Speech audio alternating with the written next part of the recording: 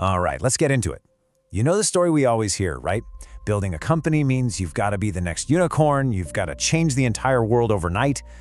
But what if that's not the whole picture? Today, we're taking an honest, boots-on-the-ground look at what it really takes, all based on the fantastic book, Let's Build a Company. The book's subtitle really says it all, a startup story minus the bullshit. And that's exactly what this is. This is not a glamour story. It's about the real grind, the friendship, the ambition, and yeah, the absolutely brutal realities of starting something from scratch. So, every great story needs its heroes, and our story starts with two pretty unlikely friends, Harpreet Grover and Vibhore Goyal. They meet as roommates at one of India's top schools, IIT Bombay. And when I say unlikely, I mean these guys were like night and day. On one hand, you've got Harpreet, the adventurous, outdoorsy guy who's just thrilled to get into IIT.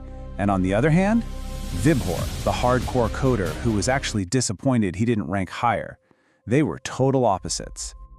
But despite all their differences, they built this incredibly strong bond. They had this one simple rule. No matter how much they fought, they always ate dinner together. And they kind of figured, hey, if we can survive being roommates, we can probably survive building a company. So, how in the world do you go from college roommates to co-founders? Well, like a lot of great stories, it all kicked off with a simple, totally unexpected moment. Yep, you heard that right. One day, Harpreet gets a call from his mom. She asks him to meet an uncle who's in town. I mean, it sounds like your standard family obligation, right? But this one phone call. This call was about to spark a massive, life-changing idea. And this is a perfect example of how fast a problem can flip into an opportunity. See, the uncle's college was just too far away for the HR manager to bother visiting. So Harpreet looks it up and realizes, holy cow, thousands of colleges have this exact same problem, a massive disconnect. He knew instantly this was something worth solving, and he got right on the phone with Vibhore. Just like that, with that one phone call, the company was born. The name CoCubes literally comes from connecting colleges and companies. Co times co times co. Simple idea, a clear name, and it all happened right there, over the phone. But of course, there was a big hurdle. They both had these stable, high-paying corporate jobs. The kind of dream job you're supposed to get after going to a top engineering school. So when they told their parents they were quitting, well, their families were completely against it. See, for them, the fear of future regret was so much bigger than the risk of failing right now. They knew that if this whole thing blew up, hey, they could always go get another job. But they would never, ever get another shot at being 24 and just going for it. Okay, so they've got the idea, they've got the passion, but they have no money, no credibility, and no product. To survive, they had to be unbelievably resourceful. And this brings us to this amazing concept from India, the art of jugaad. Jugaad is all about making things work, no matter what. It's about finding these clever, frugal workarounds to get the job done with whatever you have. For a startup with totally empty pockets, this wasn't just a strategy, it was their only way to survive. Here's a perfect example of it in action. They needed an office but had zero cash for rent. So what do? They go to local colleges with this wild idea. Give us a free office right here on campus, and in return, we'll give you 1% of our company. One college said yes, and just like that, they had this amazing office with a cafeteria, a football ground, even a tennis court. Now that is jugaad. But being clever can only get you so far. To really scale this thing, they needed capital. And this led them to the absolute toughest, most make-or-break moment of their entire journey. After months and months of hustling, they finally had a deal. An investor agreed to put in the money.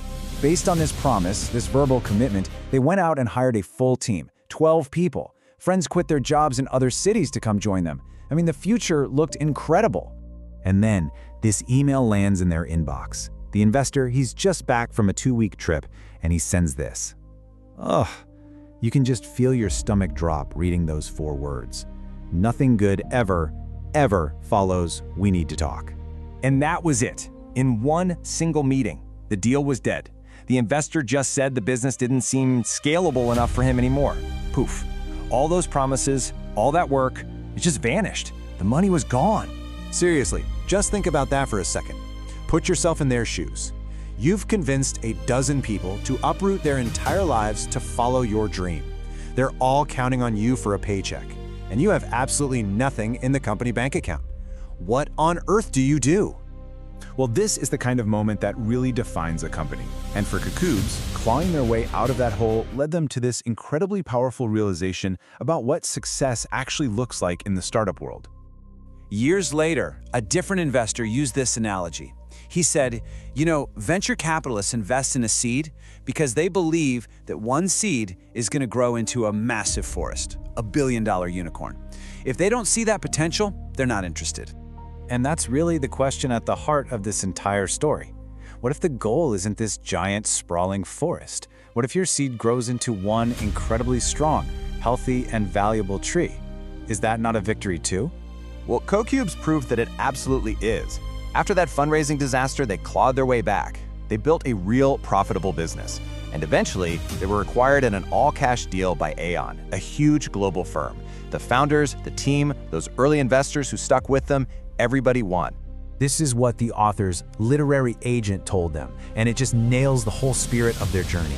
Their story isn't some unattainable myth about a magical unicorn. It's a believable, achievable roadmap for building something real and meaningful. So, at the end of the day, it leaves us all with this question to chew on. Is success only about growing that big forest? Or is there a ton of value and a ton of victory in building that one single strong tree? It's something to think about.